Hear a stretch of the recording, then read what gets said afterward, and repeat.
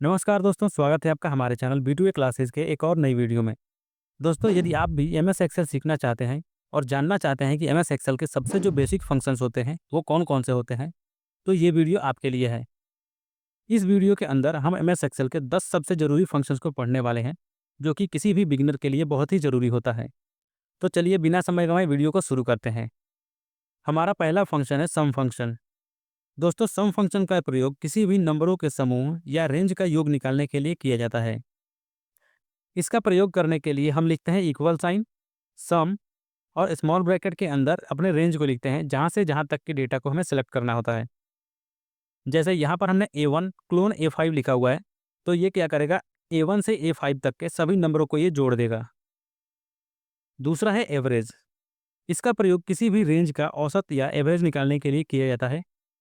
इसका प्रयोग करने के लिए हम लिखते हैं इक्वल एवरेज और स्मॉल ब्रैकेट के अंदर अपने रेंज को लिखते हैं जिस डेटा का हमें एवरेज निकालना होता है।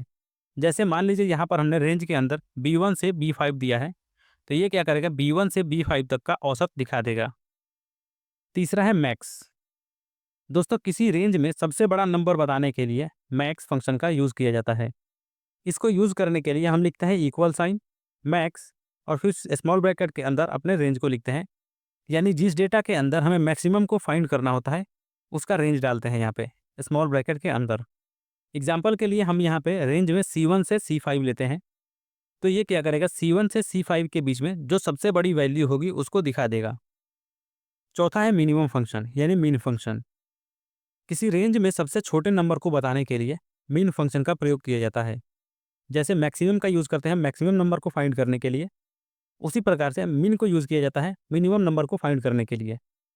इसको यूज़ करने के लिए हम लिखते हैं इक्वल साइन, फिर मीन और स्मॉल ब्रैकेट के अंदर अपने रेंज को लिखते हैं जिस रेंज के अंदर से हमें डेटा को सेलेक्ट करना होता है। जैसे एग्जांपल के लिए हम यहाँ पे ले रहे हैं C1 से C5, तो यहाँ पे क्या करेगा, C1 से C5 के बीच जो सबसे छोटी वैल्यू होगी वो यहाँ पे निकाल के दे देगा। अगला फंक्शन है काउंट फंक्शन। दोस्तों, काउंट फंक्शन का प्रयोग केवल संख्या यानी कि नंबर वाले सेल को गिनने के लिए किया जाता है। ध्यान दें कि यह नंबर वाले सेल को गिनता है, न कि नंबर्स को। इसको प्रयोग करने के लिए हम लिखते हैं इक्वल काउंट और स्मॉल ब्रैकेट के अंदर अपने रेंज को देते हैं। जैसे मान लीजिए हमें A1 से A10 के बीच में काउंट करना है कि कितने सेल्स के अंदर नंबर्स दिए गए हैं, तब हम काउंट फंक्शन का यूज़ करते हैं, क्योंकि काउंट फंक्शन जितने सेल्स के अंदर केवल नंबर दिए गए हैं उन्हीं को काउंट करता है। अगला फंक्शन है काउंट ए फंक्शन। दोस्तों, यह फंक्शन खाली नहीं रहने वाले सभी सेल्स को गिनता है, भले ही उसमें नंबर हो या टेक्स्ट। कहने का मतलब है, काउंट ए फंक्शन केवल उन सेल्स को ही गिनता है जिन सेल्स में कुछ न कुछ डेटा उपस्थित होता है, भले ही वह डेटा टेक्स्ट के फॉर्म में हो या नंबर्स के फॉर्म में।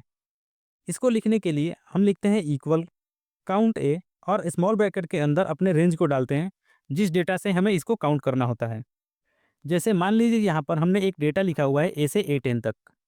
हमें काउंट करना है कि इसमें कितने सारे सेल्स ऐसे हैं जिसमें कुछ न कुछ डेटा है, तब हम काउंट ए फंक्शन का यूज़ करते हैं। अगला है इफ फंक्शन।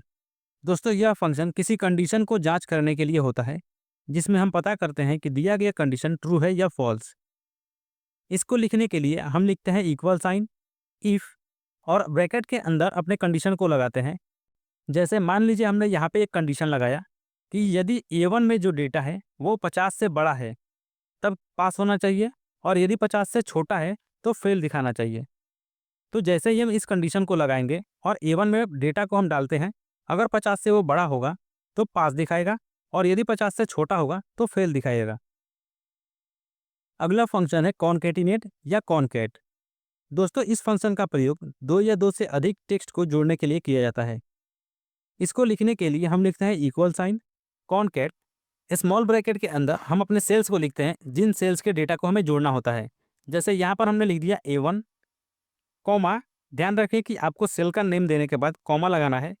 फिर हमने यहाँ पे दिया डबल कोटेशन मार्क और उसके अंदर एक स्पेस दिया है, ताकि जो हमारे दोनों सेल्स के डेटा होंगे वो सेपरेट रहेंगे।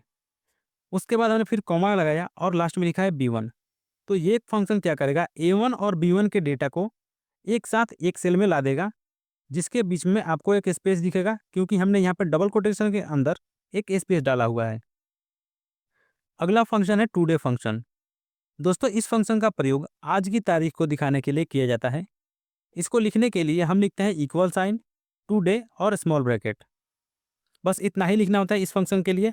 यहाँ पे आपको ब्रैकेट के अंदर कुछ भी नहीं डालना होता है। जैसे ही आप इस फंक्शन को लिख के इंटर प्रेस करेंगे तो आपको आज का डेट दिखाई देगा जो कि आपके सिस्टम में अवेलेबल होगा। हमारा 10वां और आखिरी फंक्शन है नाउ फंक्शन। दोस्तों यह फंक्शन हमें वर्तमान में समय और तारीख को दिखाता है। इसको लिखने के लिए हम लिखते हैं इक्वल साइन, नाउ और स्मॉल ब्रैकेट। जैसे ही हम इस फंक्शन को लिख करके इंटर प्रेस करते हैं तो हमें उस टाइम जो करंट टाइम होता है वो और उस दिन का डेट दिखाई देता है। तो दोस्तों ये थे एमएस एक्सेल के 10 सबसे जरूरी बेसिक फंक्शंस जो हर स्टूडेंट, ऑफिस वर्कर या डेटा एंट्री ऑपरेटर को जरूर आने चाहिए। दोस्तों अगर आपको यह वीडियो अच्छा लगा हो तो प्लीज़ वीडियो को लाइक कीजिए। कमेंट में बताइए कि कौन सा फंक्शन आपका फेवरेट है, और यदि आपको कोई डाउट है तो वो भी आप कमेंट में बता सकते हैं।